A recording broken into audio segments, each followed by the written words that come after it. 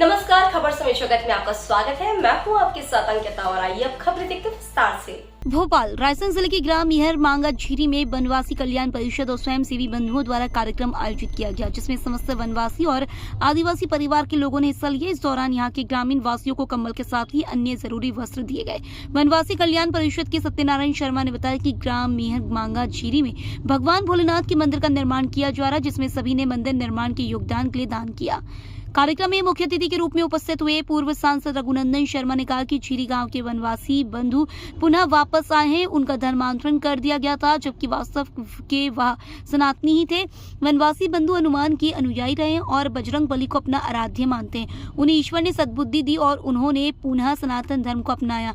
वहीं लोक भारती के केंद्रीय पदाधिकारी अशोक त्रिपाठी ने कहा कि धर्मांतरित बंधुओं को वापस लाना और उनसे सहभागिता और सामाजिक समरसता में इतना डूब जाना कि भविष्य में ऐसी घटना की पुनरावृत्ति ना हो, यह समाज के लिए प्रेरणा है। उन्होंने इस प्रकार के लोक मंगल कार्यक्रम को लेकर वनवासी कल्याण परिषद और स्वयंसेवी बंधुओं का आभार जताया है। जी रायसेन लग रहा है, वही मैं कह रहा हूँ।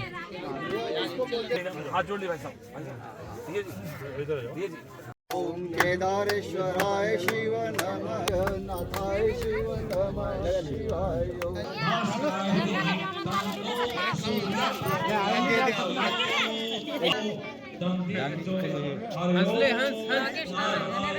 वो लड़की आएगी नहीं, ममता ये नहीं, वो इनकी भाइयों की होगी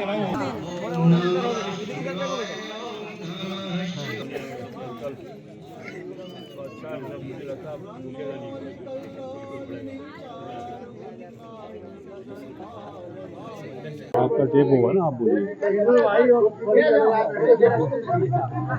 मुझे ये जानकर बहुत प्रसन्नता हुई कि पुनः यहाँ के झीरी गांव के सारे वनवासी बंधु पुनः अपने घर वापस आए हैं। ये धर्मांतरण कर दिया गया था। ये वास्तव में सनातन धर्मी ही थे। आदिकाल से भारत की भूमि से जुड़े हुए थे। भगवान राम और महाबली हनुमान के ये सब अनुयायी रहे हैं और सारा वनवासी समाज तो बजरंग बली को पूजता है, अपने आराध्य मानता है। ईश्वर ने इनको सद्बुद्धि दी और स्वप्रेरणा से ये पुनः अपने घर में वापस आए हैं और सनातन धर्म को वापस अपना करके और पुनः अपने भारत के संस्कृति के प्रति अपनी सदिच्छा से आचरण करने के निमित्त प्रवृत्त हुए हैं। मैं इन सब लोगों को बधाई देता हूँ, शुभकामनाएं देता हूँ। मैं चाहूँगा कि इनके बच्चे पढ़े लिखें, आगे बढ़ें और सभी सुसभ्य सुसंस्कारित होकर के और देश के लिए काम करें, धर्म के लिए काम करें, अपनी संस्कृति के लिए काम करें। आज के इस लोक मंगल के प्रसंग में हम सभी को आशीर्वाद देने पधारे चिर परिचित और धर्म और संस्कृति के प्रति समर्पित पूर्व में संघ प्रचारक रहे, राजनीतिक क्षेत्र में भी इस रूप से कार्य करने वाले के चदरिया जस की तस धरदीनी सम्मानीय पूर्व सांसद रघुनंदन जी शर्मा जी का हमें आज सबको आशीर्वाद प्राप्त हुआ। और बड़ा सुखद प्रसंग यह है कि ये एक सफल कार्य है, समाज के लिए प्रेरणादायी कार्य है। धर्मांतरित बंधुओं को वापस लाना और उनसे सहभागिता और सामाजिक समरसता में इतना डूब जाना कि भविष्य में इस प्रकार की घटनाओं की पुनरावृत्ति ना हो। इस क्रम में जो कार्यक्रम आज यहाँ किए गए उसमें लगे हुए चित्र भी ये स्पष्ट करते हैं। भगवान राम और निषाद राज का आलिंगन करता हुआ चित्र, माई शबरी के बेर खाते हुए भगवान श्री राम का चित्र और साथ में नौकायन करते हुए केवट। इसका मतलब यह है कि आदि अनंत काल से हमारी सामाजिक जो सांस्कृतिक संरचनाएं रही हैं उनमें कोई जाति भेद नहीं रहा था, कर्म के अनुसार व्यवस्था थी। यही समाज को बताने की आवश्यकता है। संपन्न विपन्न ऊंच नीच का कोई भेद नहीं, और जहां ये चीज ज्यादा रूप से विकृत होगी वहां धर्मांतरण होगा। तो धर्मांतरण रोकने के लिए सामाजिक समरसता आवश्यक है और सामाजिक समरसता ही राष्ट्रीय अखंडता का आधार है। इस अवसर पर सत्यनारायण शर्मा जी के और उनके समूह के पूरे प्रयास बड़े अद्भुत और विलक्षण है और मेरा मानना है कि किसी भी प्रकार का कार्य प्रकृति, संस्कृति और समग्र समाज के हित में किया गया कोई भी कार्य, लोक मंगल का कार्य करने वाला व्यक्ति लोक सेवक है और वही लोक सेवक हम जिस संगठन से जुड़े लोक भारती का कार्यकर्ता है।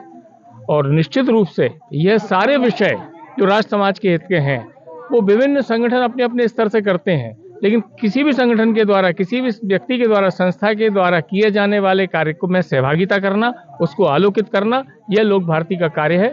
मैं ऐसे कार्य की भूरी भूरी प्रशंसा करता हूं। यह प्रशंसनीय, अनुकरणीय है और सराहनीय है। और पुनः सम्मानीय श्री रघुनंदन जी शर्मा जी से आग्रह करता हूं कि इस प्रकार के लोक हित के, समाज हित के कामों में जो आपका आशीर्वाद हमेशा मिलता रहे, वो निरंतर मिलता रहे। प्रभु उनको स्वस्थ, शतायु, दीर्घायु करे। धन्यवाद। नारायण शर्मा, वनवासी कल्याण परिषद एवं हम स्वयंसेवी बंधुओं द्वारा वनवासी ग्राम मेहर मांगा कोलार रोड पर यहाँ उपस्थित हुए और यहाँ पर निर्माण होने जा रहे भगवान शंकर जी के मंदिर के प्रांगण में समस्त वनवासी आदिवासी बंधु भी एकत्रित हुए, परिवार सहित एकत्रित हुए।